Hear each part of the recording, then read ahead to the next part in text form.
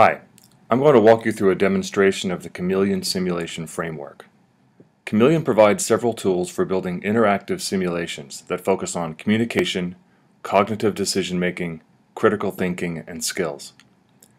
The system is fully online and virtual. You access it through any web browser running on a desktop, laptop, or tablet computer. Some of the newer phones with large screens also work. In this example, we start in our virtual hospital. But Chameleon can model any learning environment, such as an office, a battlefield tent, or any place that simulation learning takes place. Let's click on the hospital to begin.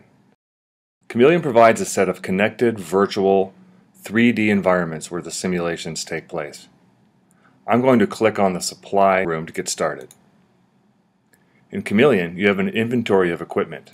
I see that I am missing something, so I'm going to click on Everyday Items, browse the available items, and take the one that I need. And we see that it appears over here under my equipment. Now let's go to the nursing station. In the lower right-hand side of the screen is Amy. Amy is an artificial intelligence, or AI, that runs all Chameleon simulations. She is easily programmed to manage the behavior of the environments, the avatars, and she is encoded with over 1 million medical rules and best practices. Amy stands for Artificial Intelligence Mentoring Engine, and she will be mentoring and guiding me through the simulation with timely messages here at the bottom. Amy is telling me to click on the head nurse, so let's do that. Margaret Jones over in room 1 is asking for help. Would you go over there and see what she needs? There are gaming elements in Chameleon scenario design that keep the experience fun and interesting. For instance, if I click on the wrong door, I get a response. Why are you going in that room? Mrs. Jones is in room 1. We program these types of things into the scenarios knowing that the users are going to do it just to see what happens. Before I go into the room, let's check the electronic health record for our patient. With Chameleon, you can model any type of equipment and its uses. By floating my mouse over the computer, I get an action button which allows me to browse the patient's electronic health record. This could be modeled to look like any modern health record on the market. Now let's go see our patient.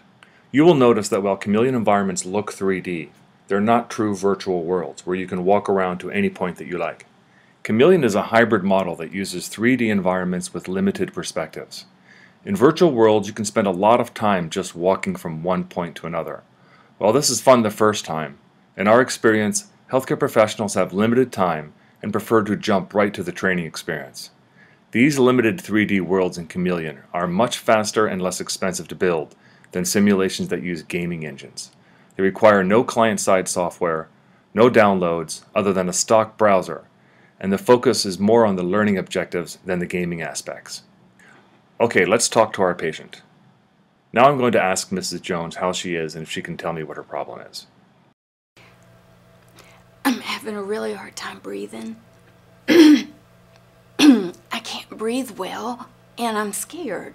I don't know what to do. Chameleon uses branching logic for communications. Depending on the choices I make, the conversation can go down various paths. So now I know she is having trouble breathing. Let's ask her if she is uncomfortable. Well, what do you think? I can't breathe. Perhaps that was not the brightest question I could have asked. In the lower left, you will see an optional rapport meter. This is how Amy tracks your rapport with the patient. When I ask good questions, they deepen my rapport with the patient. And when I ask awkward or inappropriate questions, my rapport with her drops, along with her mood. The conversations have multiple possible endings that the user must navigate. So now I'm going to ask her when her last meal was. I don't know. Come on, you got to do something about this. I'm going to pass out. She is getting more irritable now, and our rapport is dropping. Let's ask her an intelligent question, like when was the last time she used her inhaler? I've been using it all morning. I don't know how many times. Last time maybe 15 minutes ago. You will notice that this leads to a set of 4 follow-up questions. Communications in Chameleon can be between a doctor and a patient, as you see here, where the learner is a physician. Chameleon can also be used to teach physicians how to communicate with other health professionals, or it can be used to teach patients how to communicate and interact with their physicians. With Chameleon, the objects in the environment, such as equipment, can be manipulated and used much like real objects. For instance, over on the point of care unit, I can see that I have an optional O2 meter. That makes sense, so let's get an O2 reading.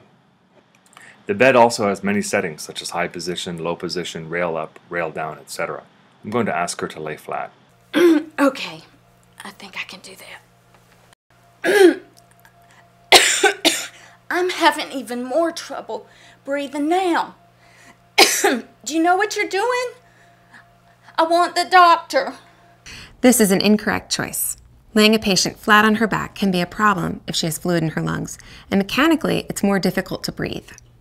As you saw, Amy can also be programmed to understand the cause and effect relationships between the various states and uses of medical equipment in patients. When I asked her to lay prone, I got a response from the patient and a response from Amy. While she is prone, let's go ahead and conduct a physical exam. Here we can listen to her lung sounds, record our findings, examine her x-rays, and conduct various types of physical assessments. Amy also has complete understanding of pharmacology, with prescribing information for all approved medications, over 30,000. Their forms, their strengths, labels, precautions, and important safety information, dosage, etc. Amy can detect over 800,000 potential problems with drug therapy, such as appropriate drug selection, drug-to-drug interactions, drug-to-condition interactions, incorrect dosages,